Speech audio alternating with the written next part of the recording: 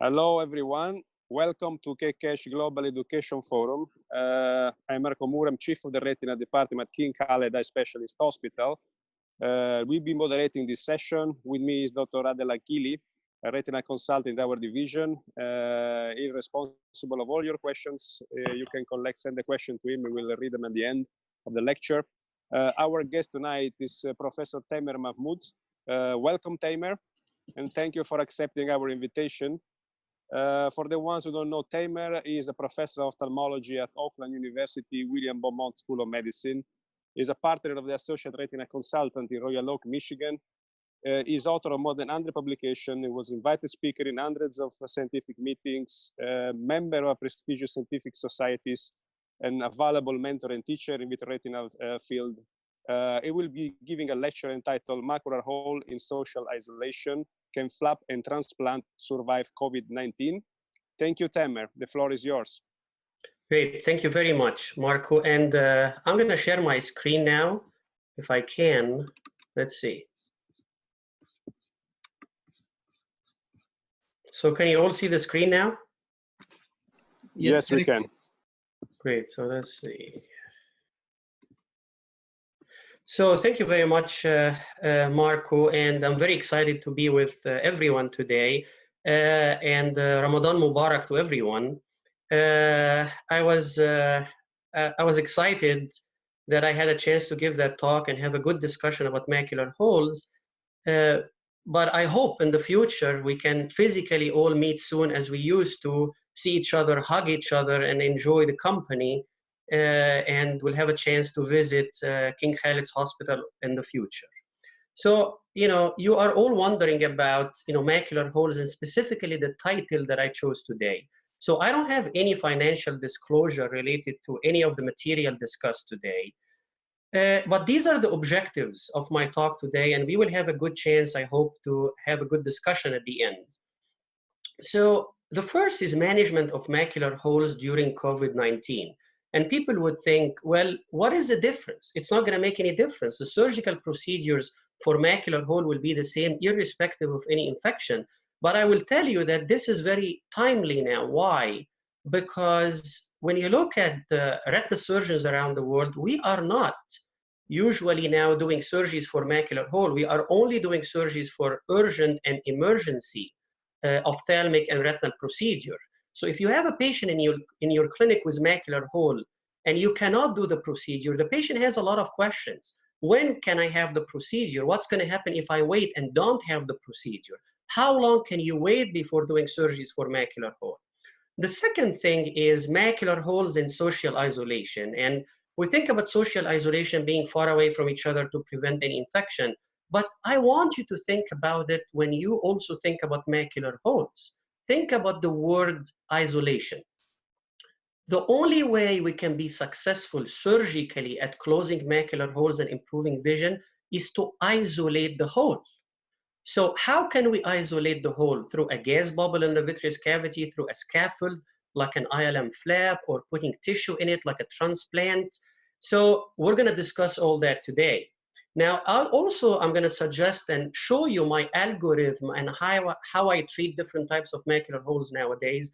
There are so many varieties, so many holes, so we can try to make some choices about different procedures, and then also discuss some of the complicated procedures and nuances about flaps and transplants.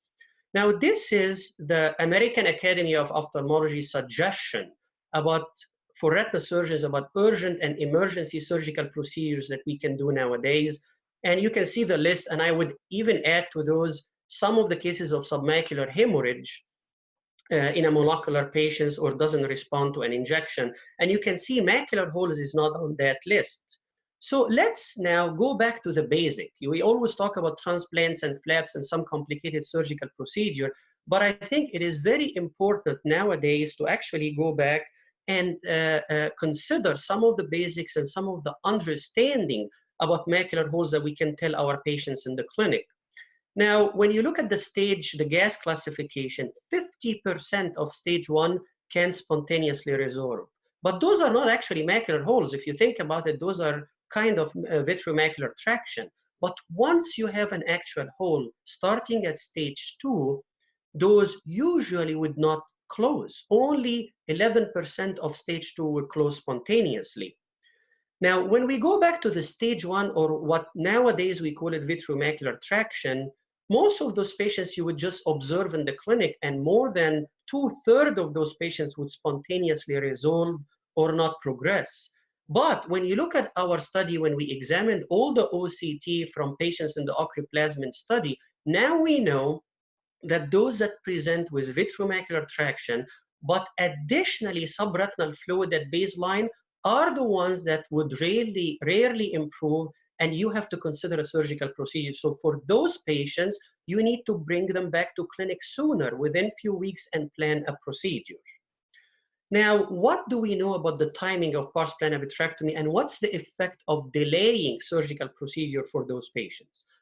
Closure rate for surgical repair within 1 year of symptom onset is 90%. However, when you wait longer, less than 50% would close spontaneously. And also, when you look at the timing, 74% of untreated stage 2 macular holes will progress to stage 3 and 4 macular holes by 12 months. The larger the size of the hole, the higher the stage, the less the chances that hole can close, less chances of improving vision. And therefore, delaying by few months may not be a great idea, but by few weeks may not make a big difference at this stage. Now, it is also very important, therefore, to make a differentiation between a vitreomacular traction and an actually full thickness macular hole. You may think, oh, I can just do an OCT and I will know the difference. Why is it important? Because if it's only vitreomacular traction without subretinal fluid, you may ask them to come back in few months. You would not be concerned of a significant drop of vision or progression of the disease. But if it is a stage 2, like we said, in few months, it can progress to stage 3 and 4. Now, I want you to look at those OCTs. Try to find the difference between the superior picture and the upper picture and the lower picture. When you look at the radial scans in the upper picture as it goes around, you definitely can see a small stage 2 macular holes, which you do not see in the lower picture with the raster scan. So we did a study a few years back, and we compared the radial scans to a raster scan, and we found that the raster scan through the fovea, because it's only one scan with wide spacing, can miss 20% of the small stage 2 macular holes. And this is because you can see at that graph, the spacing is so small with the radial scans, and also every single one of those scans is going through the fovea. So I advise you, if you see any of those patients in clinic, to consider doing a radial scan so it can help you make a decision about when to see them back and about the procedure. Also, I want to stop for a few seconds on this slide. Let's go back to the late 80s, when Kelly and Wendell first started doing macular holes, and everyone was looking at it, it's like, what are they doing? Are they crazy by doing vitrectomy for macular holes? Look at the results that they initially published in '91. Closure rate only 58%. And nowadays, we have what? More than 90, more than 95% closure for small holes. But also, we're going to go back to this slide and put it in perspective when we think about where we reach nowadays with the flaps and the transplants. Our patients also always ask in clinic, what's going to happen to my fellow eye? Am I going to lose it from a macular hole? And I usually tell them, if there is no PVD in the fellow eye, usually you have a 10–15% chance of developing a macular hole. However, with a PVD, it drops to less 1%. Now, instead of showing you first the videos and all those complicated cases, I would like to start by my algorithm for treating macular holes. So nowadays, this is what I follow. Every surgeon is a little bit different. There might be evolution of some of those procedures, I'm sure, in the next few months. But if I see a patient with a primary macular hole, never had surgery before, small stage 2, less than 300 microns, no epiretinal membrane, I only do pars plana vitrectomy. I don't even touch the ILM. And I think this is very important because we're understanding more every day about the value of the Mueller cells and the ILM. And I always think about less is more in surgical procedures. If those patients are a little bit chronic or larger than 300, I always peel ILM in those cases. If we get to larger than 400 with a non-myopic patients, I go for an inverted ILM flap. However, if they are the same size, myopic, moderate myopia, or high myopia, then I go for an ILM retracting door flap, and I'm going to explain how that is. Anything larger than 700, we may go for a primary transplant. Anything refractory, my threshold is very low to go for a transplant, and I'm going to explain why and my experience through that. So if you see a very small hole and patients notice a change in vision very recently, partial planar vitrectomy would do it. And you see a very nice contour of the macula without even peeling the ILM. But we are also here today to mainly discuss those unusual primary holes. What can we do nowadays to improve our outcomes? I don't think it is fair to say that, oh, we just go ahead and peel ILM on every case and our results would be fine. No, it is not okay. Because now we have data and evidence-based medicine from studies like Stano-Rizzo study was over 600 patients when they compared the primary ILM flap to the ILM peel. And when you look at the large size of the hole here, 95% closed with the flap versus 78%. And if you don't do many of those cases, you would think, oh, I don't think I have any difference. I can just peel ILM on every one of those cases. And you may have 8 out of 10 closed, while in his cases is more than 9 out of 10 closed. You may not detect that difference if you are not doing many of those cases, but with a large number of cases, you can detect the difference, and we should consider an ILM flap initially for any of those cases, because when it gets complicated and it doesn't close, now you have a bigger problem. The case is more chronic, and you have to be creative about other procedures to consider at this stage. This gets even more enhanced in cases of high myopia, where you can see the significant difference in closure with a higher rate of success with the flaps.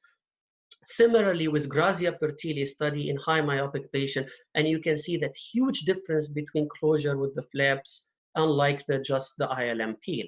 Now, we can all do inverted ILM flaps. However, there are some tricks and tips for the flap, creating, positioning the flap. You can try to use PFO or viscoelastic to keep it in place. There can be dislocation with fluid air exchange. How can we do it? Fractionation of the flap. Dissociation of the nerve fiber layer when you peel on the nasal side. And one of the problems that I don't like when you have a high myopic patient is you don't completely remove the traction around the hole. And this is why we developed the ILM retracting door. And this is the best way that I like to do those cases. I like to do the whole thing with the finesse loop because it's more accurate and more controlled than the forceps. So I start nasally close to the disc, demarcate that area of the ILM above and below the fovea, and use the finesse loop for the whole procedure, move it completely over the hole temporarily as much as I can, and then I move it back to the hole, and it stays in place. And so how does holes close in this way? So this is very nicely closed early on, vision is already 20/40. You have to look at our publication. This is a schematic that can explain it. People would ask, why would I, in high myopic patients or those patients, moderate myopia or others, why would I have maybe I can have the hinge of the flap superior or inferior or nasally? No, you cannot. And it's not gonna be as successful as having the base of the flap, the hinge of the flap on the temporal side. Why? There is significant tangential traction in myopia. When you start on the nasal side and move that flap all the way to the temporal side and let it go, that flap, you can see the red arrow, is gonna move to the temporal side and cover more of the hole. More importantly, when you look at the Terasaki study in AJO, you can see the OCT angiography. The white is the hole prior to the procedure. Red is actually the hole after the procedure. And when you overlap both, you can see that the red moves nasally to the white. And therefore, the retina itself under the gas bubble, where after the procedure, moved from the temporal side to the nasal side. So when you look at that graph, if the graft now or the flap moves temporally and the retina moves nasally, then you have a very high chance of closing those holes. And this is why we maintain that orientation. Now, there are big advantages of the retracting door: complete relief of the traction around the macular hole, no need much to manipulate the flap. The higher the myopia, the more the retraction of the flap to cover those complicated holes with the staphyloma. maybe there is an advantage on the long run of keeping the ILM with the same orientation and not inverted. And there is a value of keeping the ILM in place and not completely peeling the ILM. Now I'm going to move a little bit to the more complicated holes, and we are very excited nowadays, the last few years, to have so many options for recurrent macular holes. But I like to simplify things and classify it into either a scaffold or a tissue procedure. So by isolating the hole again, we can create a scaffold. The scaffold can be an ILM or a lens capsular flap, a myotic membrane, or in cases, for example, or high myopia, or very large holes, it is important to consider a tissue like the retina or the choroid or both to bridge the gap and let those holes heal. And we're going to discuss more outcomes of those procedures. But I want to go back and let you know about some of the frustrations that I had with some of those large macular holes or recurrent holes and why I came up with that decision and algorithm that I use nowadays. So this is a 64-year-old female that had a full thickness macular hole, chronic, non-myopic, phakic, and you see how large that hole is, minimum linear diameter more than 1100. So it's interesting that even in such large and chronic hole, the hyaloid was still attached, and I detached the hyaloid. And I usually use ICG to stain the ILM, and this is what I did so I can get an idea about the ILM and the membranes in those cases. And you can see the negative staining in the center. And I thought that the membrane is not very thick, and if I peel it, I'm going to lose the ILM and not be able to create a flap. So I used the membrane with the ILM, and very slowly I was able, with a controlled fluidics, to keep it in place and completely cover the hole. And you see the OCT, it's very nicely closed. There is a very small eccentric area. However, the vision stayed the same. The patient still has a scotoma. And you can see post-op picture, the extensive RPE changes because that hole was very chronic. This is another one, a male, 58, high myope, had 2 prior procedures. First, a trial of an ILM flap, inverted, and another one was a macular buckle. However, it stayed open. I was planning to do a transplant, but I said, you know, let's go in and check what type of staining we have during the procedure. And when I stained with the ICG, I found that, oh, I still have a lot of ILM left.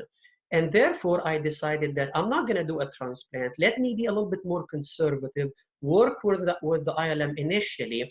And I was successful getting from the temporal side an inverted ILM and kept it in place. And I put silicone oil in the eye because he had to fly back home. And the hole is very nicely closed, covered with the flap, covered with the ILM flap. However, it's still open. Even at 3 months, you can see that the hole is still open. It took 11 months before that glial tissue under the silicone oil completely plugged that hole. There is no retinal tissue. This is actually more of a glial tissue. The vision is about the same. The scotoma is about the same. This is another one that had 2 ILM peels before with a very large hole. You look at the minimum linear diameter of the hole. And I thought I can be more creative. And I always make a decision just when I go in to see how much ILM is left. You can see the significantly blonde fundus. Hence, we really need the staining to understand how much was peeled before. And after I did the staining and I removed the ICG, I found that, yes, that patient had a very large ILM peel all the way to the arcade. But I put PFO in the eye and I thought, because I may lose the free ILM flap, maybe I can do something new. So I considered what we call a pedicle flap. The advantage of the pedicle flap, you can keep the ILM as one sheet and it is connected to the peripheral ILM, so it doesn't go flying in the eye and everything is very controlled under the PFO. And I was able under the PFO to keep the flap as one flap, but it is connected to the peripheral ILM, so hopefully I can keep it in place. And then I did a very slow fluid air exchange and I was successful keeping it in place. I was very excited at months 1 that that hole is completely closed. However, at months 2, it opened again. And this is what happened, and this was my experience with the pedicle flap. Gradually, there is more contraction of that pedicle flap close to the origin of the flap, and most of those holes would open again, so I stopped doing those types of pedicle flap. This is another lady that had 2 prior ILM peels, was also a large macular hole. There was extensive atrophy in the periphery. So I decided that, you know, maybe I shouldn't try to do a transplant initially. And the ILM was very fragmented, and I decided not to do a pedicle flap, so I thought it can be controlled under the PFO. So I tried to get under PFO a free ILM flap to close the hole, and I was successful. See, the field is very controlled under the PFO. You don't lose that flap, and I used the finesse loop. I was successful to cover that area of the hole, and then very slow fluid air exchange, and I kept it in place, and it closed. And you can see that ILM plug at the hole, and so far, even in few months, the vision is about the same and it didn't improve. So this is my experience with some of those flaps for those very large and unusual holes. The videos look great. The holes are closed, but the vision is very limited and didn't improve the scotoma. And then I come back and say, well, you know what? I was excited about the transplant initially, and I am gonna be more aggressive with transplant in those cases, and I should have considered in that first case a primary transplant, and those other cases with recurrent holes going back to the transplant. And this is why when I go back to my algorithm that I showed you initially, this is what I like to do. When I have a refractory holes, I always consider the transplant now, or other procedures like the amniotic or all that, but I'm not gonna get into a lot of details with that. I'm gonna focus on my experience so far.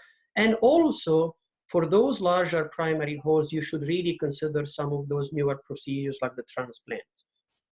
Now, I'm gonna move now and give you an idea about the second part of the talk about our experience so far with the autologous retinal transplant. And I always like to start about my initial case few years back when we developed the procedure. She was a high myopic lady that had multiple detachments before. And the whole idea of going in was to actually close the hole to prevent recurrent detachment. Everything pulls into the staphyloma, including the ICG, and it is impossible to get a free ILM flap for some of those cases. And the retina was already very thin. So what I thought about instantly during the procedure, if the retina is very thin, why don't we get a piece of neurosensory retina and plug the hole? Because the vision is not going to improve. Our objective here is actually just to close the hole so we can prevent recurrent detachment. And this is what I did that day. And we were excited under oil with a direct PFO silicone oil exchange that the hole was closed.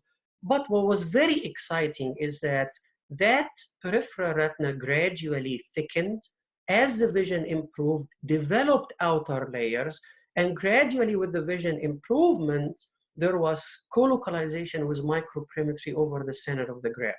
So we thought something is new here, and we have to explore that more and understand how this works so we can help those patients. We published this a few years back. And then since then, many groups around the world started exploring the idea of the autologous retinal transplant. And this is one of the earlier group in Taiwan publishing their experience, and they published recently another study with better improvement and better anatomical outcomes. So therefore, with some of the surgeons that adopted initially the technique, we thought that we can look at our data without excluding anyone so we can report our possible complication, our initial experience with the transplant and how to do it. And this was published in Ophthalmology last year. We had 41 eyes of 41 patients. All of them were refractory and had prior procedure, either an ILM flap or a peel, with a mean of 1.5 procedure, and followed for about 11 months. Significantly large holes, I would call them giant holes. You can see the minimum linear diameter as a mean. Many of them were high myopic patients. 88% of those holes closed with the transplant with a negative Waski-Allen sign. When you look at the ellipsoid zone and the external limiting membrane, there was significant decrease of those with healing of those closed holes. But more excitingly, in that initial experience, 37% of those very chronic large holes had more than 3 lines improvement in vision. 41% were stable. And those stable patients were very happy. And I'm going to go back to those complications as you would expect with any vitreoretinal procedure, nothing significant. But this got us very excited to try something new and also expand it to all those surgeons that have globally initially done the experience to understand from their experience. And we expanded the study through different societies and told them to report their cases, report all their complications, their initial experience, and ask patients how they feel about the procedure. And we were very excited to get patients from almost all continents to report the procedures. So let's go through some of the data today. It's exciting that it's not only refractory holes, some of them are primary holes. 33 surgeons were involved from around the world. 129 patients that had the transplant for 2 years. We included everyone, they didn't exclude any complication. And when you look at the ethnic background, people of, patients of every background, which makes the study much stronger so we can understand how those people or how those eyes heal. So it's exciting to have 27% were primary holes. And this is not your usual holes. You have to understand why every one of those surgeons decided to go for a primary transplant. Those are experienced surgeons and they were very frustrated with their outcomes, just doing an ILMP for every one of those patients. So those are not regular holes. Those are very large or unusual or myopic or traumatic holes. 58% were refractory macular holes with 1.6 prior mean of prior procedures, and 15% with the complicated macular hole retinal detachments. So some of them were longer axial lengths, but the mean was 24.6. Very large holes, as I explained. 90% was only neurosensory retina and 10% combined with a choroid. And when you look at the location where the graft was from, mostly superiorly, but few also were from the infranasal area. 84% were posterior to the equator and 16% anterior to that. And this is the average size of the graft, indicating how large those holes are. 81% were in the pre-retinal space and 19% decided to put it in the subretinal space. 61% ended with silicone oil, either a direct exchange with PFO or in between going through fluid air exchange. 20% left the PFO in the eye, and 19% had a gas tamponade. The success to close the hole was about 88.4%, which is very similar to the initial surgeon study in those very complicated cases. What was very exciting is describing the morphology by OCT and how those holes heal. When you look initially at the retina in that place, it looks like any piece of tissue without any layering. But look what happens at 1 month. You start seeing the ellipsoid and the external limiting membrane, and by 3 months, it goes all the way through the transplant, and you can see very nicely the thickening and the layering. One of the findings that I'm very excited about, and Stavros Moisidis, our fellow from last year, and Nicole Kolisis, and she's a resident now at USC, helped coordinating all that study, and they did a fantastic work. Look at the graft within the macular hole. Look at the edges of the transplant. Initially, between the graft and the host, you see that vertical line. And gradually, over a few weeks, look at the layering. The retina becomes a little bit thicker, and you see every layer aligns, plexiform to plexiform, nuclear layer to nuclear layer. And those are the patients that improve more with the loss of the scotoma, as if the retina understands that this is a piece of tissue of its own retina, and I'm going to connect to those cells. So the average took about 4 months for the reconstitution of the external limiting membrane and the ellipsoid zone, and about 4 to 5 weeks for the linking of the neurosensory layer. Overall, as a group, the vision improved significantly. But what's very exciting is that also 43% gained more than 3 lines of vision in that global initial experience. 29% gained more than 5 lines. And this is a group that I was very excited about. 6 cases had final vision 20/25 or better. This is their initial mean vision and last vision. And 2 patients got to 20/20. And they got to 20/20 in those unusual holes, not at 3 months or 4 months, by 16 months, indicating that it is a totally different way of healing for those types of macular holes. And that possibly that peripheral retina can achieve macular function. These are the complications that we had initially in that global study, and you understand the frustration of some of those surgeons initially with a graft dislocation, but the numbers are so low, and nowadays we can do much better. So it is important also to know, what did we learn from that initial surgeon study and the global study? Integration of the transplant takes 1 week to 1 month, and this can help us make a decision how to improve and change things. Look at that OCT. The upper picture shows initially post-op day 1. and then the lower one at 1 week, and the transplant is completely secure in place with differentiation of the layering by 1 month and linking of the neurosensory layers. And this is why nowadays it is safe to leave the PFO in the eye for 1 or 2 weeks and then take it out, because we know that the transplant is secure in place. Another huge advantage is that the diffusion of oxygen through PFO is 17 times more than silicone oil. We need that oxygenation for the transplant initially for a better function and for the transplant to survive. And this is how I like to do it nowadays, uni-manually. It's very easy to do it for any retina surgeon. You add PFO, get a size 25% about larger than the size of the hole, and then add the diathermy about 4 spots away from the area of the transplant, so you get an idea. Start cutting with the vertical scissors around the area of the transplant, like I said, and the laser should not be encroaching on the edges of the transplant. You can go on the surface of the retina. You can move it with the forceps, or what I really like is using a finesse loop. If you don't have it, you can use a Tano, and very slight motion, step by step at the edge of the transplant till you get to the hole. I like one edge of the transplant to be against the edge of the hole and then overlapping from the other edge. So if we do it this way, there is no excuse. 100% closure of the macular hole can be achieved, which would reflect at a much better functional improvement.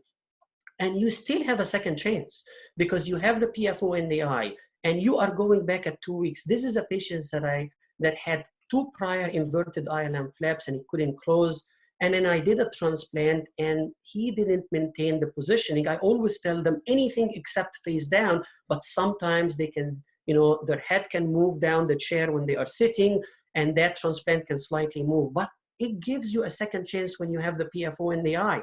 So when I went back at 2 weeks, before I removed the PFO, I work under PFO, and with the finesse loop, I slightly moved that transplant in place. I know where the opening is, and I was able to move it in place, do fluid air exchange and SF6 bubble, and it's very nicely closed. A short bubble face down for a few days, then even if it's not 100% closed initially, you still have your second chance. Now, we are also wondering about the perfusion of the transplant, and this is a very nice paper that came recently in JAMA Ophthalmology by Tabande, and you can look at how large that hole is, and at 3 and 6 months, you can see very nicely the perfusion on fluorescein angiography of the transplant, also by OCT angiography, partial perfusion of that area of the transplant at the different plexus layers. This is another one, also a large hole, and you can see nicely the perfusion by a fluorescein angiography and also an OCT angiography. Now, I'm going to step back and go back to that group that we discussed initially, the stable group. And what do I mean by those patients are very happy? This is one of the first patients that I did when I moved 2 years back to Michigan from Duke. And she had 2 prior flaps within a span of 5 years. And I go in at 3 months and she said, I have never seen as good as I see now for the last 5 years. And I say, I don't understand. I look at so many visits and you had 2200, 2400 vision. I don't see a big improvement. So she didn't show an improvement on Snellen or ETDRS, but she's very happy. And I said, explain to me. She said that at different distances, I had that big black spot in the center of my vision. And after the procedure, gradually, it became gray and now it's completely gone. And this is why I'm very happy, because I used to close that eye to be able to see from the good eye. Now I don't see it and I have both eyes open. I can do very well the tasks at different distances. So if we look scientifically, what the explanation of this is, she had a positive scotoma that changed to a negative scotoma. That's why she is functioning binocularly much better. When we think about our optic nerve, it produces a negative scotoma. However, when you have a large macular disease, you have a positive scotoma. So the explanation is one of the hypotheses. When you have the transplant and there is linking of the neurosensory layers at the level of the ganglion cell layer also, there is some of the connections and synapses. And this increases the receptive field, the changing the positive into a negative scotoma. That's why those patients are very happy. Now let's look at some of the tips and the tricks of the procedure. It is very difficult to do the very high myopic patients, whether primary or recurrent cases. You wouldn't even know where the hole is during the procedure because of the significant atrophy. And I advise every one of you to overlap the color pictures with the OCT prior to the procedure to know where the hole is in relation to the atrophy, so that when you move the transplant during the procedure, or if you are successful at doing any type of flap, you know how to position the transplant or the flap. Also, you definitely need a long forceps with you in the OR, so you can follow the curvature of the staphyloma and be able to reach all the way to the macular hole. And one of the tricks is do not keep holding the forceps within the PFO. It's going to wrap around the forceps, the transplant, but follow the curvature of the staphyloma all the way down. Alport syndrome is one of the very complicated cases where the genetic defect is in collagen type 4. This is a patient that had an ILM flap or peel before. You cannot work on the ILM. It's very fragmented because of the deficiency of the collagen type 4. So in those cases, you have to go for a primary transplant. And in some of those patients, the genetic defect also includes retinoschisis. And this is why sometimes it's very difficult to cut that retina. And as I cut that retina, you see all that gooey material that is going out of that retina. And this is why you have to be persistent, go very slow under PFO. You also have to enlarge it more than 50% of the size of the hole and completely cover the hole. Why? Because if you don't and you have an eccentric hole, it's going to continue to enlarge and you will end up with a giant hole. So you completely have to cover the edges, and you can see it early post-op under PFO. By 5 months, look at the color picture. You don't even see the edge of the transplant, and you can see the OCT, and that patient improved from 2400 to 2060, and he was 2400 for a few years.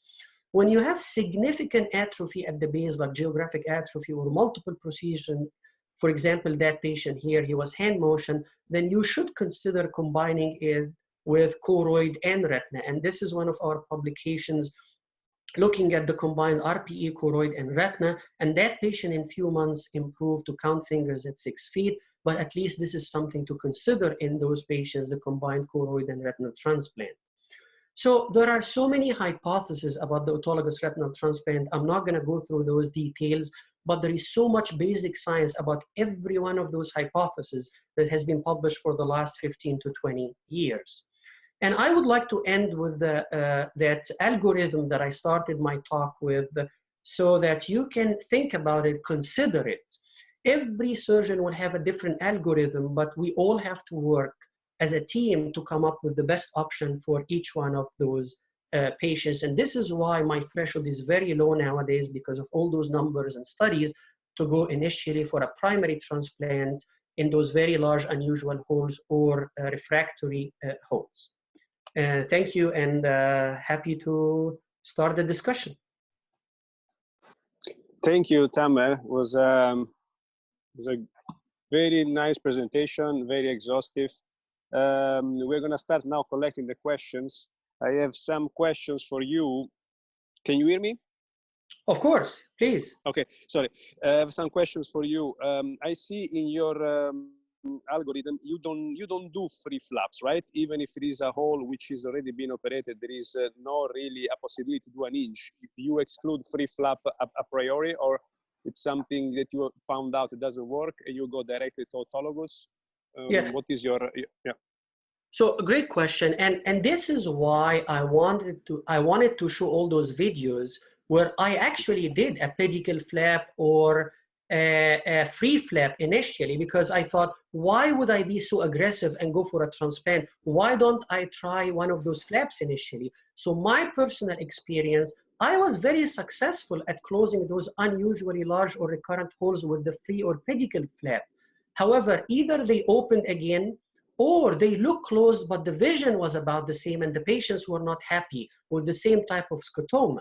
So once I went through that phase, I said, no, I'm going to go back. And because of the data that we have now, any of those large holes, more than 700 or recurrent holes, I just go for a transplant nowadays. Another question about this, because I see you in US, you use ICG. Are you not afraid to put the flap with ICG inside? I mean, could that be a reason why the flap with the free flap would have not improvement in vision, or you exclude that? So I think it's very difficult for us to decide whether ICG does anything, because we all have fantastic outcomes from just peeling ILM and using ICG. So what I usually do, if you had seen some of my videos when I moved to doing some of those flaps, you put perfluorocarbon. Exactly. So I put PFO and I move the eye so that I avoid that the flap would go. And anytime that I did one of those flaps, I never shove or push the flap in the hole. I just cover the whole area. Okay. Okay. Another question. Can you predict, because I mean, it looks like there is a very large variability in the result.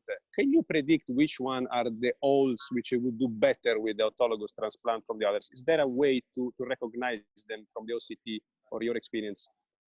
Well, great question. And this is why we try to do a significant analysis in the global study with the big numbers to understand why some did much better than others. So there are so many confounding variables. And although we have a large number, 129 eyes in the study, we cannot come up with those conclusions. Why? So one of the variables, is there a better location? If I have two patients with the same chronicity, same size of the hole, and one gets a transplant from superior temporal area, another one gets it from the inferior nasal area. One has a significant improvement in vision, the other doesn't. And they were both successful anatomically. Why would someone be better? Is that location better?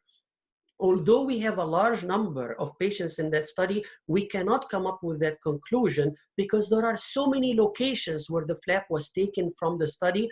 But I think this can partially explain why some of those locations can be better. Let me put it to you in a different way. Let's say if we go back to the 60s and 70s, there were some published studies that all of us are born with a peripheral zone of dormant cones. We don't know exactly where it is.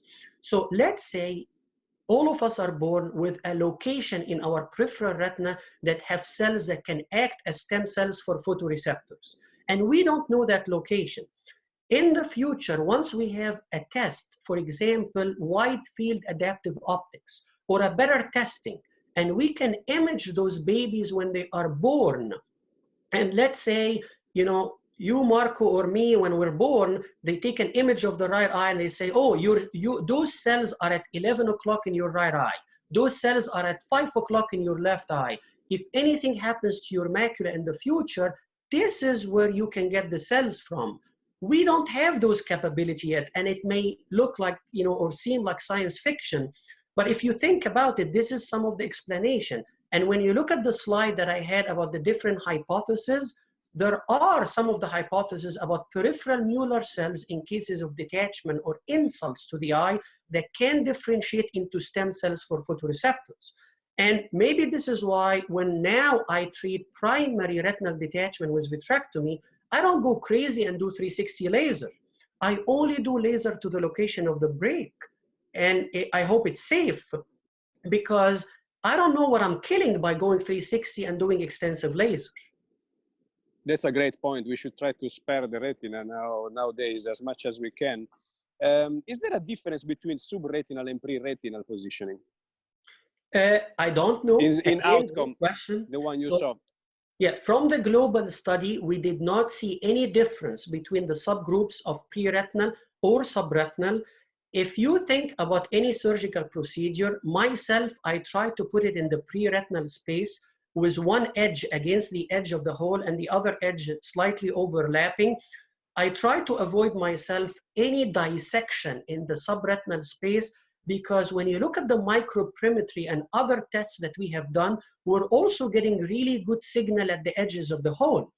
So if you're getting good signal at the edges of the hole, if you try to be very aggressive at the edge of the hole, trying to push it in the subretinal space, you might be destroying some of those cells that can help with the visual function.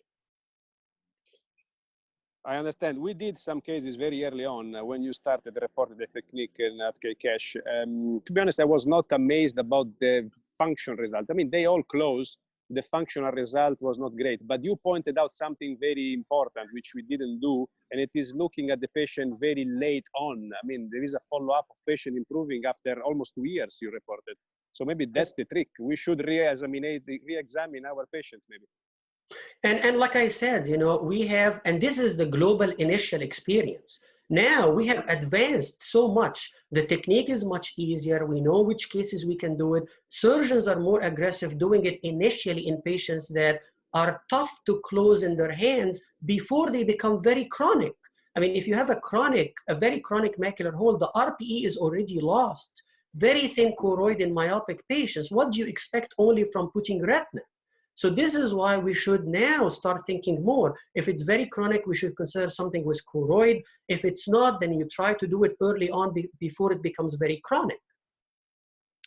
The last question, because I see in our guest list is also Carlos Mateo, which is an expert also in this field. Do you think there is still a role of macular buckling in this era of the tissue transplantation and ILM transplantation? So I'm going to tell you my impression, my opinion, but I would love to hear what Carlos has to say, because he's one of the experts in those macular buckles and he had really good results.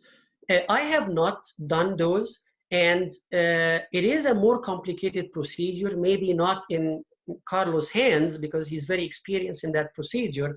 But when you look at the macular buckles, many of those holes are also the very high myopic holes. Yes, you can support that area of the break or the hole with the buckle, but many of those patients will end up with a flat open hole. So you didn't actually close the hole. You still have to combine it with a procedure for that tissue. When you push that buckle from the back, you are pushing the retina aside, and maybe the hole would be larger than the size of the hole, and you might be also compromising the choriocapillaris and so on. So since now we can close every single hole, either with a scaffold or a tissue, I don't consider some of those procedures, but let's see what Carlos has to say. Dr. Adel, if you are there, could you see if Dr. Matteo is still online? We can open his mic. Yes, I can see him. Carlos, you need to unmute. He is unmuted from my side. Dr. Carlos? Can you hear me now? Hey, Carlos. Yes, we can hear you. Hey, how are you? Congratulations, Marco. Congratulations. Thank you. Thank you. Great meeting, great presentation. And let me ask you, I am the other side, okay? Tamer, I started with RT transplantation some years ago, and we mentioned this. Let me ask you about, I saw, you haven't shown any case of these cases with, after 2 years, that they show edema around the hole and retracting the transplant and reopening the hole. Have you seen any case? Because I've seen some cases like this. And the second question is about the retracting door that you use. You do magnificent work, and it takes for me more time to trying to with a flexible loop to put this ILM. You're pressing the retina many times to do the retracting door, and I don't know if you don't see the dumbbells because you have the ILM over the retina, doesn't mean that you don't hurt the Miller cells because you don't see them, but are you trying to see if you have a reducing in the retinal thickness or other sign to know if the Miller cells have been traumatized? And about the buckles, I reduce the indication of the macro buckles, and I only do macro buckles now for retinal detachment and macular holes when you have a big hole, big macular staphyloma. But anyway, thank you very much for your presentation. It's been very clarified. You changed your flap. You in the very beginning was very peripheral. Now it's more posterior where you grab the flap. Why did you change this? Many questions. I'm sorry. Yeah. So I wrote all the questions. So, okay. So thank you very much, Carlos. And this is what I said to Marco. The best part is the discussion. So let me go one by one. So the first one, you were talking about the long-term outcome and if I see any retraction of the transplant and thinning. So yes, great question. And so one of two things. Number one, we have seen in the global study and the initial surgeon study, after 6 months and 1 year, some of the transplants, about maybe 15–20%, will get inner retinal edema in the inner retina. And that inner retinal edema, we didn't treat it with any, like macular edema, with any drops, and gradually it improved. It didn't affect the functional outcome. But more importantly, I'm going to talk about the retraction. Yes, we looked at it, and specifically in my cases. So if you remember, I talked about the radial scans in the fovea. When we have, even after a transplant or any treatment of macular holes, if we only have raster scan, we can see the transplant or the flap in the fovea. But if you do radial scan for any of those patients, you will see all the way around the hole. So let's say we have a transplant and we put it in place, but the transplant is in the fovea, but outside the fovea, away from the fovea, because it's very large transplant, it is still open. So we would call this an eccentric macular hole. Patients that have an eccentric macular holes with complicated cases, especially the one that had retinal detachment with PVR, would gradually retract with time, partly because probably the PVR process and so on. So those are the patients that over time will continue to retract, the eccentric hole will gradually open more, and the outcomes are not great in those patients. And therefore, it is very important to do a radial scan around the fovea. Make sure before you go and remove the PFO that all the edges are completely covered. If you do that step initially, and this will allow the linking of the neurosensory layer around all the edges of the flap, avoiding the eccentric holes, allowing the reduction of the scotoma because of the linking of the neurosensory layers. So it all now makes sense and going in correlation. So this is what I wasn't looking at before, but we know that those are the patients that did much better. For the second question about the ILM door, I know what you're talking about the mechanical effect during the procedure. And if you look at the video, I am not really pushing down. It's very thin.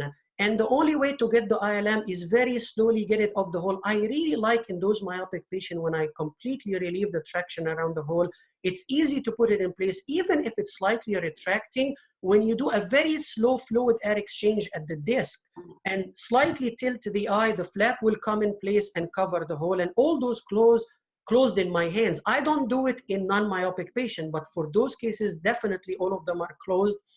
The OCT morphology looks really nice and much better than ILM peels. Now, your question about the long-term outcome, whether it makes any difference in the function of Mueller cells, I cannot answer that question because we haven't specifically tested functionally. But now the more I understand about posterior Mueller cells and peripheral Mueller cells, I feel there is a value on the long run to keeping those in place. One of the cases that I had before, a very large hole that opened even with a retracting door, remember that that flap is completely covering the hole. So when I go back for a second procedure, I still have ILM now at the edge of the hole. I can go for an inverted flap, so I still have a second chance. When the last question, you talked about the buccal already. The second question about the flap location. So yes, initially I was trying to go peripherally to get the transplant and cover the hole because I try to avoid making a retinotomy close to the posterior pole, so I can preserve the posterior pole as much as I can. Now from the global study, we didn't find any difference about the location where we get it from, or it's not like we didn't find a difference. We don't have enough power in the study to compare those different locations because there are so many compounding variables. And therefore, why would I go for a very peripheral retina that is very thin, very difficult to cut and move to the macular hole? I am right-handed. It is much easier for me to go above the arcade where I can easily move it and cover that area of the hole. Also in the global study and other studies, we haven't seen any new scotoma related to that area where we got the transplant from in close to the posterior pole. The only situations where I really get it from the periphery, if someone has a retinal detachment with PVR, they already have a detachment. When I do a retinectomy, I get it from the peripheral area of the retinectomy. And this is based also on the hypothesis that peripheral Mueller cells, when they are primed, they can differentiate into stem cells for photoreceptors, but we never moved them to the macula. But that's what's exciting about that hypothesis. I think we have Dr. Faisal Fayyab who raised his hand for a question. Dr. Faisal? Hello, everyone. You hear me? Yeah, we hear you very well. Yes. I wish to see you in real life, not just virtually. Inshallah. Unfortunately, we missed this April Amman Retina meeting to talk COVID-19, but we'll make it soon, inshallah. Inshallah. Definitely. Congratulations, Marco. Congratulations, Tamer. It's excellent presentation. My questions, first, my comment, as Marco mentioned, I succeed in closing the hole, but often the vision is very poor or the same. But I heard your answer to Marco, and that satisfies me. The question is, once you take, the graft, the retinal graft by finesse under heavy liquids, and you move it with the finesse to the macula, do you hurt the retina? Did it ever happen that you hurt the retina? Great question, Faisal. And we discussed the different aspects of the procedure at different meetings, but there are two ways you can get the transplant. One way is to, under PFO, use a vertical scissor and cut it, and then move it very slightly on the surface of the retina. Of course, it looks like we are not pushing on the retina, but it looks more macroscopic. On a microscopic basis, definitely we might be hurting some of those cells. But also it is a problem when you lift it up that it can shrink the transplant. You may lose the orientation of the flap. And this is why I feel that the advantage is more to move it with a finesse loop very slightly at the edge on the surface of the retina. But I can never exclude any microscopic trauma to the flap.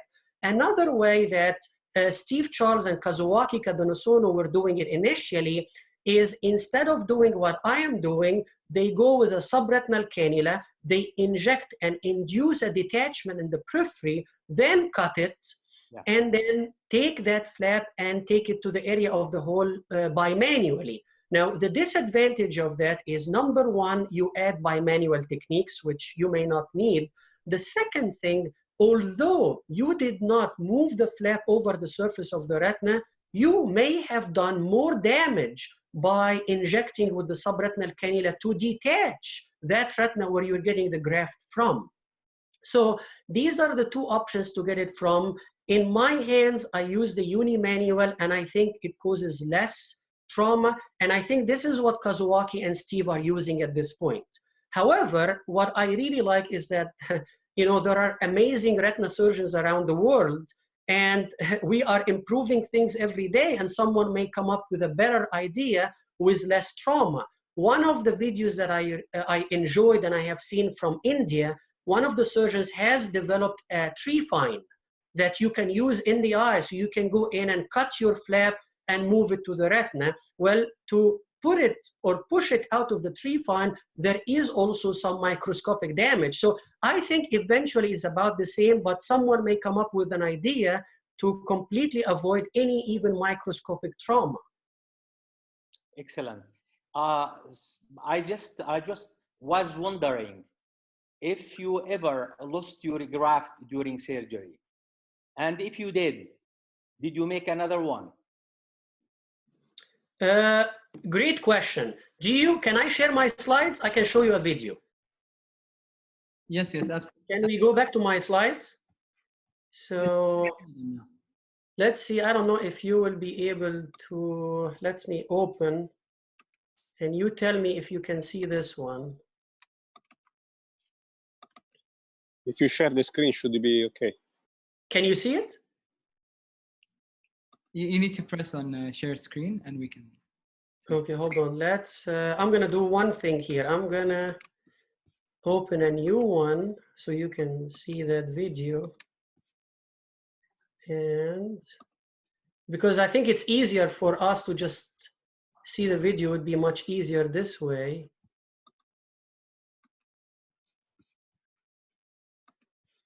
I'm opening it now.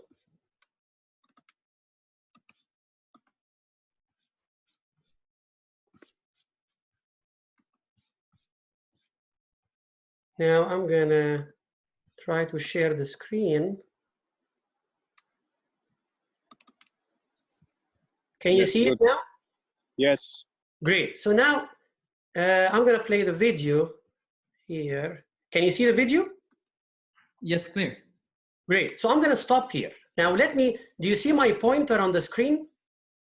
Yes, yes, it's very clear. So this lady had a prior ILM procedure before and the hole stays open. Then I went in and I got a graft and I moved it to the fovea. And in my hands, 100% of those stay in the fovea. And I tell them any position except lying, except face down. So she comes back and I look and the hole is open. And I'm like, what happened? I have not seen that before. And she said, no, I listened to what you told me to do. And I look at her husband and he said, I think she was trying, but she couldn't do it. I said, what do you mean she couldn't do it? He said, she's always sitting in her chair, watching TV, and she goes to sleep and her hair drops down. So most of the time she was actually face down. So when I went back, I'm going to show you the video now, and I couldn't. I was trying to look, and I didn't even see the transplant at the edges of the hole. There were some different pieces of tissue in the eye, but I couldn't use it. So I decided to go back and get another transplant. So here with the depressed exam, and then I went back, I added PFO again, and then I'm working under PFO. I did the diathermy, and this is the inferior retina now, close to the arcade, and then cut again with the scissor. And I'm going to advance it a little bit here, and then moved it to the fovea with the finesse loop. Now, I didn't want to leave again PFO in the eye and go back for 2 weeks. So I said, now, you know what? I'm going to do a very slow fluid air exchange and end up putting a gas bubble in the eye. Look at what happens. As I am even very slow under passive, the transplant moved from the fovea at the edge of the PFO. So then as soon as possible, I went back in the eye and I added PFO, and I can see the transplant. See the transplant floating? Yes. And then it became stable in place. I went with the finesse loop. I moved it to the fovea. And then I stopped here and I said, what would I do now? Now I have the transplant. Now it moved again. I cannot keep coming back and getting more and more transplant. And I cannot risk again having that transplant move under a direct PFO silicone oil exchange or fluid air exchange and silicone oil. I said, you know what? I'm going to make sure she doesn't go face down, and I have to wait and make sure that that stays in its place. I will put PFO in the eye. This is exactly what I did. I left the PFO in the eye and she did great. She's now 20/40 to 20/50. So this is just an example, just to respond to that question about did you have it move? Yes, it can move, and I have seen it move slightly. And I can go back at 2 weeks before I remove the PFO and I can adjust it in place, fluid air exchange. It's going to be great in a good position. But I have seen it only in this patient when it completely moved when she went face down. Back to you. Okay, I think we have a couple of other questions from the audience that I would want to share.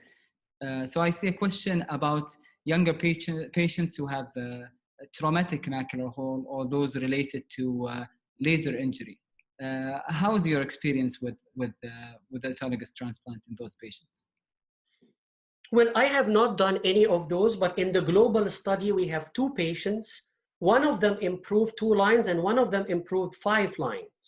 So again, there are 2 things we're looking at when I decide on those patients. How big the size of the hole. We have to know that 50% of the small macular holes in the pediatric group may close spontaneously. So we should not be rushing and doing any procedure because those patients also have a very adherent hyaloid, and we may get into more complications by doing any procedure. The second thing that we have to consider very seriously for the surgeons that do surgery on babies and kids, for a detachment, or especially for tractional detachment, we try to avoid creating any holes. So this is very important. So if that hole is not healing and you decide to go in for a procedure, the way I would be thinking would be, I would be as much conservative as I can. If that patient has a small hole, I would consider doing a small hole. By small hole, I would mean maybe 400, 500, up to 400, 500. I would consider doing an ILM flap, an inverted flap. If it is larger than this, now we have not, I would say, evidence, but we have some cases that have significant improvement in vision with the transplant. Okay, another question about the global study. There was 2 patients who ended up with 20/20 vision, but one had pre-op vision of 20/40. You know what reason that he was operated in this situation?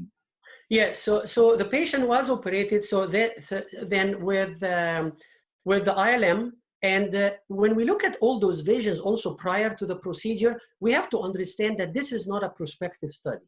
This is a retrospective study.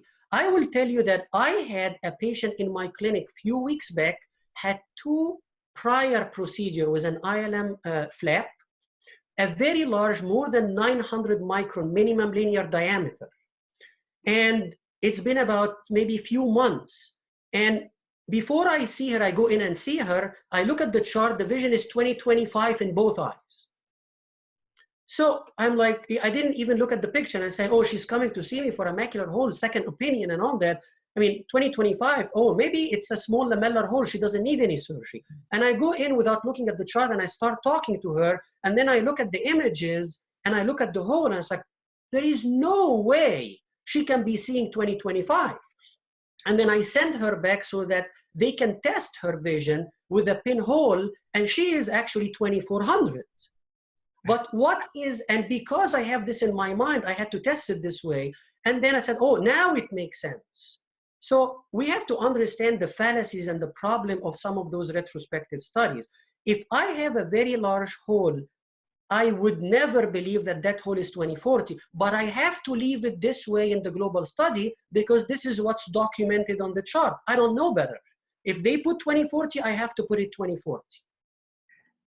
Another question, technical question. Do you think that there's a difference between 12 cuts and 24 cuts radial scans in terms of macular hole detection?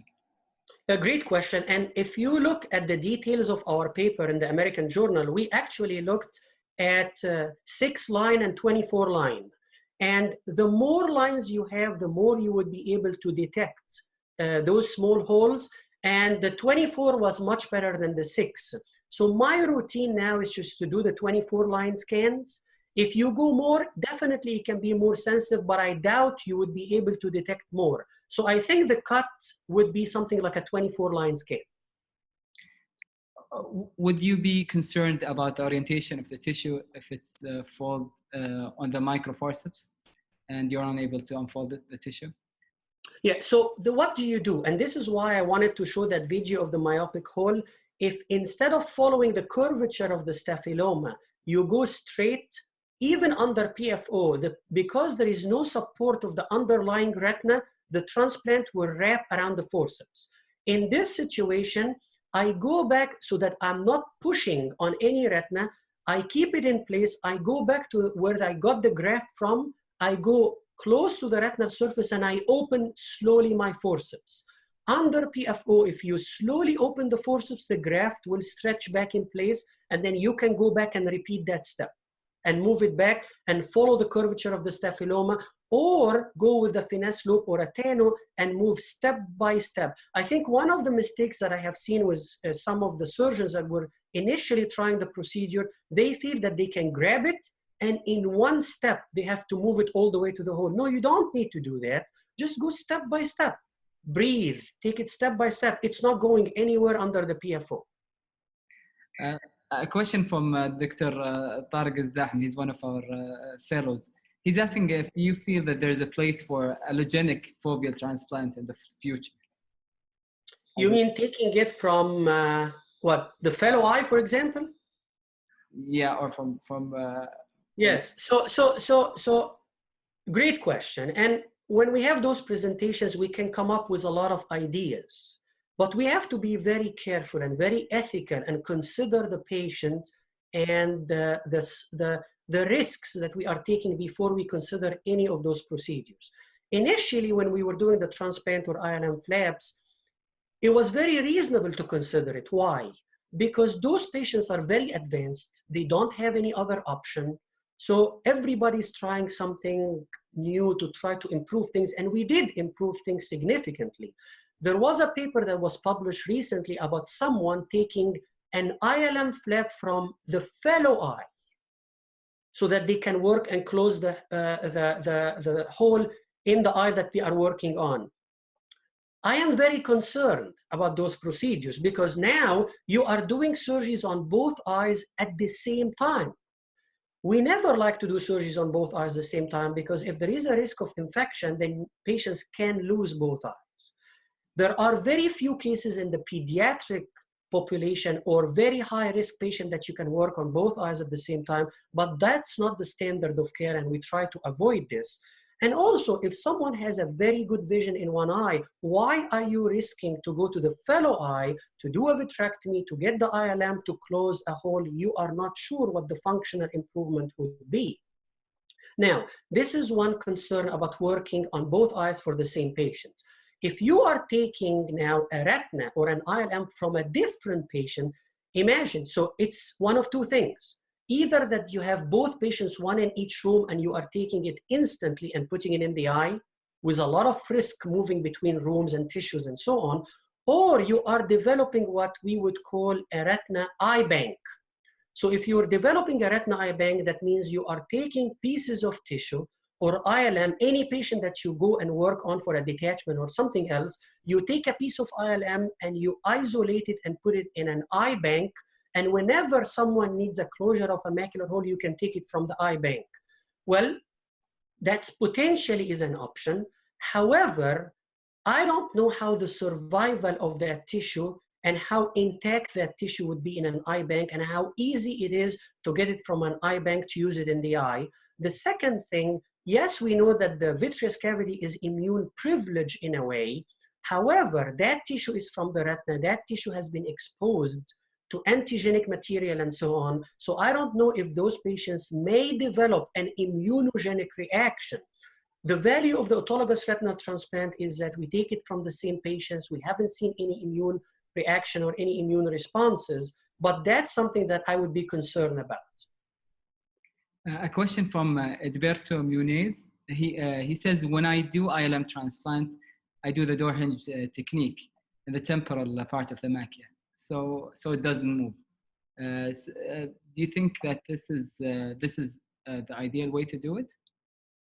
Well, this is why I describe it, because when you see the retracting door, or what we call it a rug, like a rug that moves.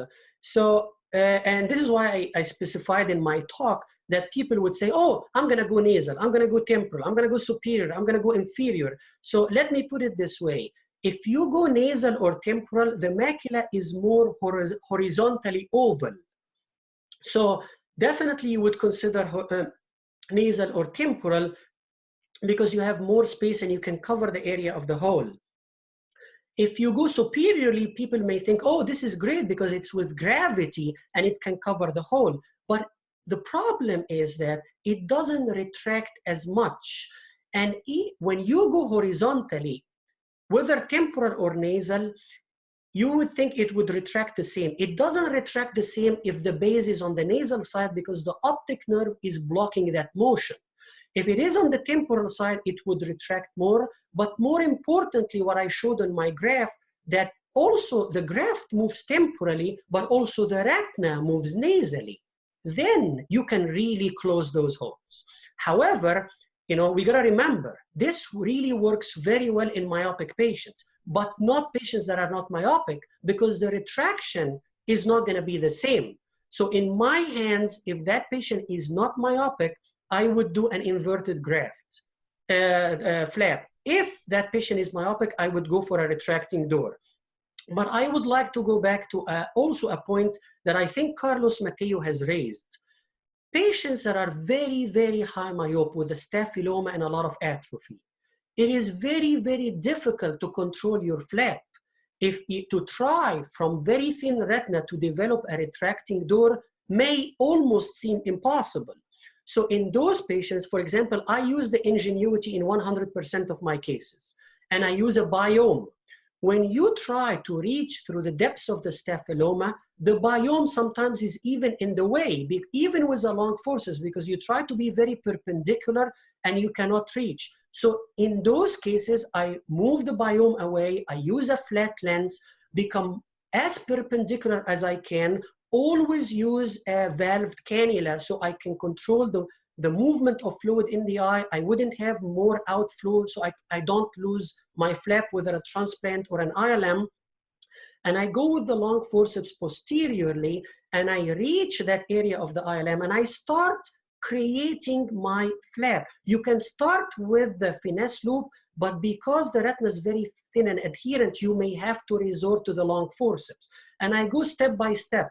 Even if I cannot have a retracting door, my goal is to create a flap and not completely peel the ILM, either as an envelope flap or an inverted flap or a retracting door. Whatever you can do at that step, no one can say this is exactly what I'm going to do, because there could be fractionation of the ILM, radialization of the flap. But as long as you can get any type of flap to be able to cover that hole, that's what I would try to do. A question from the Dr. Saad Wahib. He's asking about how you feel about the AMT, the amniotic membrane plugs. So I have not done any. I have used the amniotic membrane on the surface of the eye for a big defect in the conj when a buccal is exposed, and I use it with to seal without even any sutures, because it can cheese wire. But I have seen the results of Stano. So Stano is the pioneer that worked about the amniotic membrane, and he has published some great results. So we are trying to explore more, and as a community and as surgeons, we want to know which type of procedure we can do for which type of hole. What I have suggested to Stano, and it's not easy to do it now because we cannot travel. We may be considering in the future to all of us, some of the surgeons, to stay in one place for about 2 to 3 weeks and collect a large number of cases that hasn't had any surgery during the pandemic, and randomize in a prospective way those patients so that both groups are about the same, and try to do amniotic membrane and transplants and other procedures. And we follow those patients for a few months to understand more how those patients heal. What I know at this point, and thanks to Tommaso Rossi, so he's another great surgeon in Italy. So we submitted a paper the last 2 weeks with Tommaso was the lead author on the paper that did the work with Stano and I and some groups and some of the surgeons in Italy, introducing a new classification for closure of macular holes. So the old classification show either 1, 0 or 1, either closed or a flat open hole. Now we introduced a new type 2 closure. Type 2 closure relates to the transplant and the amniotic membrane. And we have an A, B, C, and D. So this sheds a light about how those holes close, open the door to use the classification according to the anatomical improvement. We don't have a long-term follow-up. We only have 1 and 3 months. And this is also important because we can see many of the cases with amniotic, and specifically about the autologous retinal transplant, you need 16 months before you see a differentiation. And what's really exciting about this paper is that with time, as the transplant heals, you can see a morphological change in the transplant with the linking of the neurosensory layer, and a type 2 closure can change to a type 1 closure. So I think with the anatomical new classification, with more understanding and randomizing in the future, if we can, some of those patients, we can shed some light about how to come up with an algorithm for everyone to try to follow and give some more information to our patients.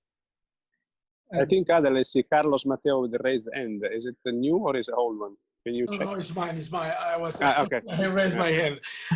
Only two comments. One is Tamer mentioned about using, you know, the flexible loop better than the forceps, and I really agree with you, because if you grab it with the forceps, you can arrive to the macular hole. You try to release the tissue, and the tissue becomes adherent to your forceps, and you know it goes with your forceps. It's very difficult to put it inside the hole. And I remember we were in a car in Brussels, I think it was 1 year ago, 2 years ago, and I mentioned you, and Marco, perhaps you can answer this, and Faisal also have experience about this in high myopes. And some of them, after doing, you know, inverted flap or whatever, in macular holes, some of them, they develop atrophy in the central fovea. It has been reported now, very, very, you know, now some months ago, by the group of Ono Matsui. You know, the appearance, you know, of atrophy in the center of the macular hole. I want you to comment about this. Have you noticed this, or no? Have you seen this? You guys go ahead. Marco? Okay. Hi, Carlos. No, to be honest, I haven't seen it in my patients yet. And to be honest with you, when there is a very large macular hole, the one you are mentioning, I don't really like to do this flap technique. I find it very difficult. So I still like to use a macular buckle, especially when there is detachment and very atrophic. But so I don't have much experience with flaps in such a high myop case. Inverted flap, inverted flap. This is a normal myop, you know, let's say. Normal myop, normal myop, you know, 8 diopters, 10 diopters, not, you know, huge staphylomas. No. In those cases, okay, but without huge staphyloma, to be honest, no. In my experience, I don't see. Never. I don't see. Well, I don't say never, to be honest. But very rarely, yeah. Maybe it has to do with the technique. I don't know. You know, she described, I think it was 10% of central atrophy after the surgery. And I've been reviewing more than 300 cases now. And you know, there are many cases that they develop central atrophy that, you know, limits, you know, the visual improvement in some of these high myopes. And I don't understand why. And go ahead. What is the percentage of your cases that develop atrophy then? We are studying this now, but it can be around 10%. 10%, and this is with the ILM flaps or ILM inverted flap. Okay, and you use in all of them you use the blue, right? You don't use any green. Brilliant blue. Okay. And no, to be honest, I didn't review all the cases, so I don't have a number, but like a feeling, I don't see so much. I think I would say very rare, yes. Mm-hmm. But also, Carlos, if you think about those patients with very high myopia, you know, many of those patients can have more progressive atrophy. That's so right. It is very important to try to adjust. And I mean, you know, for some that didn't have the surgery or some that did have the procedure, there are so many steps during the procedure. And specifically when we go to those very, very high myopes with a staphyloma, it's very difficult to manage the flaps and put it in place. Well, even whatever dye we use, sometimes we try to keep it in place. Some would put it over the area of the hole, some to try to push it within the hole. So part of it could be mechanical trauma, part of it could be the fluids that we use. There are so many variables here that it's very difficult to pinpoint and say, oh, it is because of this, or it is not also because of natural progression of atrophy in some of those patients. I agree. I see. Yeah. Faisal, yes, go ahead. Yeah. Unfortunately, I lost the connection, just connected again. I agree what Tamer was saying now, but I was wondering, when do you see, Carlos, this atrophy? Soon after the surgery or after a while? This is very important.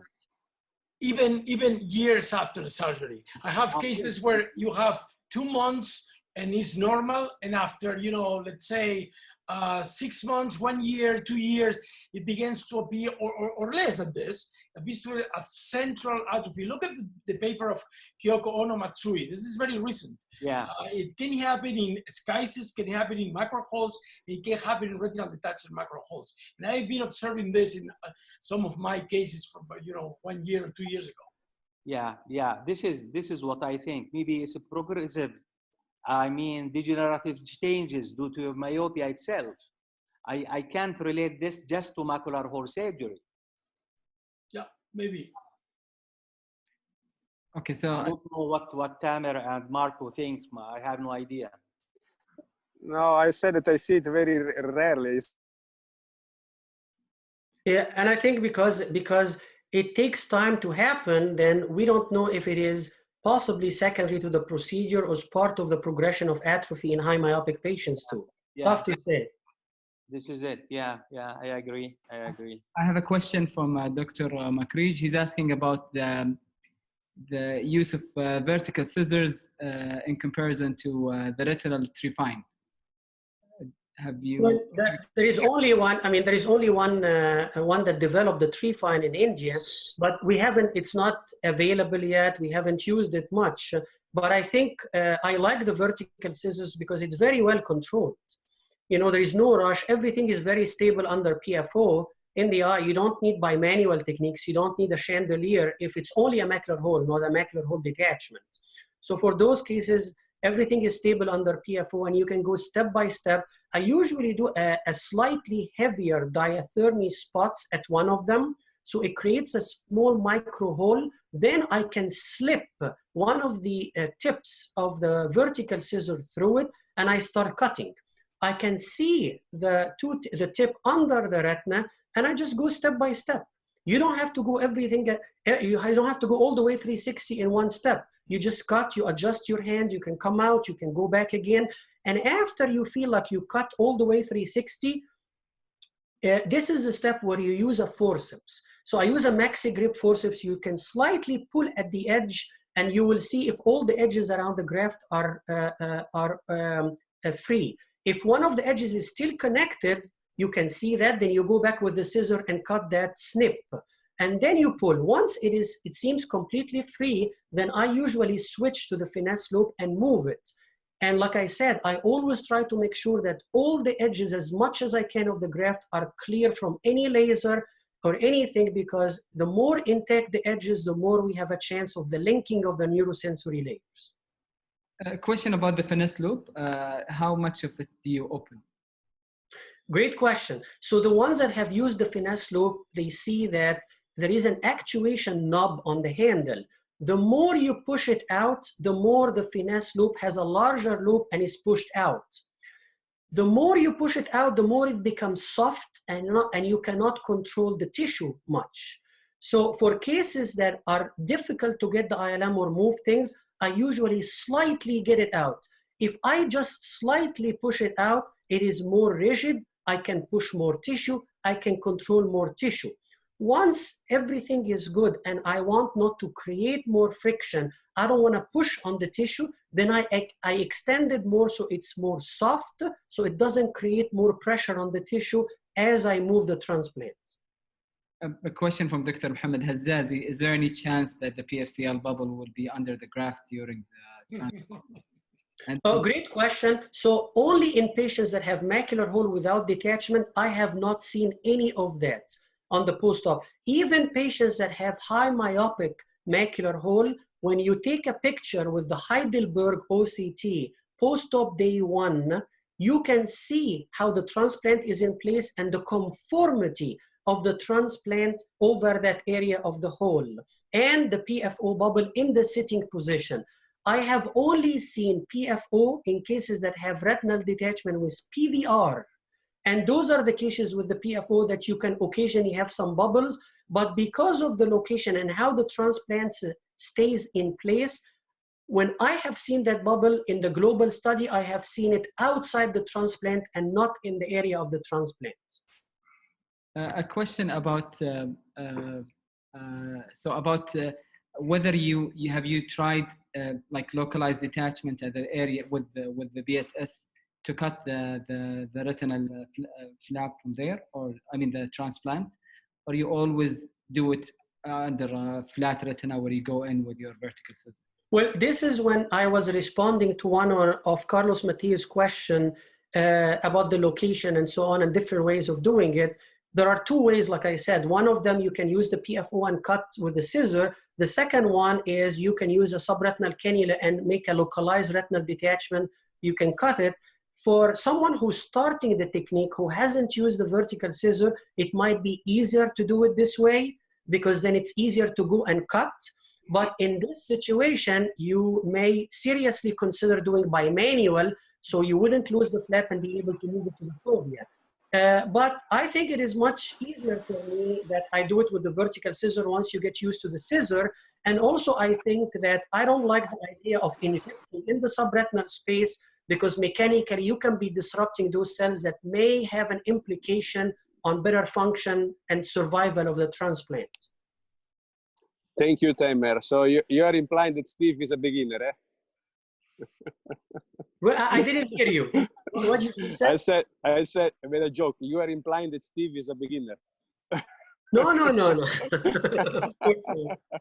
No, but I think it's exciting that, you know, a lot of surgeons have different ways of doing it. And, you know, there are different tips and tricks that we can pick up. Yeah, sure.